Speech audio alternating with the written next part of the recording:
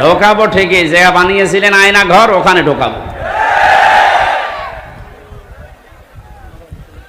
সুতরাং সবাইকে নিয়ে আমরা আল্লাহর দরবারে শুকরিয়া জানাচ্ছি যে স্বাধীন একটা মুক্ত জায়গায় আমরা এখন কোরআনের অনুষ্ঠান কোনো বাধা বিপত্তি ছাড়াই, অনুমতি ছাড়াই করতে পারছি। অথচ এই অনুষ্ঠানটা আগস্ট মাসের 5 তারিখে করতে হলে কমপক্ষে 14 জায়গায় অনুমতি নেওয়া লাগতো। অনুমতি যাদের কাছে নেওয়া লাগতো, একে একটা মানুষ, অন্য ধর্মের মানুষের কাছে হলেও আমরা মেনে নিতাম।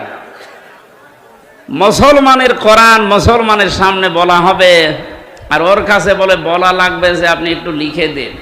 কি হয়ে গেছে এখন, হাড়ে হাড়ে টের পাচ্ছে না? কোরআনের পাখি 2 নম্বরে জানিয়েছিল শুধু নাড়া দেওয়া হবে, দিল্লি গিয়ে পড়বেন। একেবারে তাই পড়িস। পৃথিবীতে এখন প্রায় 288